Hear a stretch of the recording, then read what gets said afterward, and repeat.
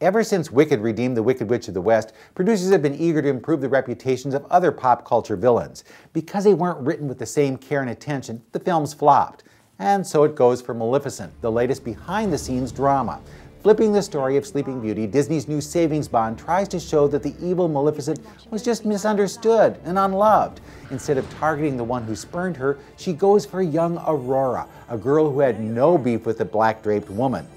Played by Angelina Jolie, Maleficent has the right look, but may not have the menace she needs. Because director Robert Stromberg wants to cut her a break, she doesn't get the all-out scariness we saw in the original cartoon. Heck, the film is only rated PG, which ought to tell you something. Expanding the universe in ways it probably didn't need to be expanded, Maleficent isn't the perfect retirement plan for old villains. It's simply one more way for Disney folks to re-energize the property.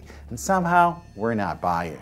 Also this week, Seth MacFarlane takes a shot at a Western with A Million Ways to Die in the West. It's a bit like Blazing Saddles, was written by Stewie, Ted, and Peter Griffin. MacFarlane plays a weak farmer who falls for the new woman in town, played by Charlize Theron. Unfortunately, her husband happens to be a famous gunslinger who wants nothing to get in his way.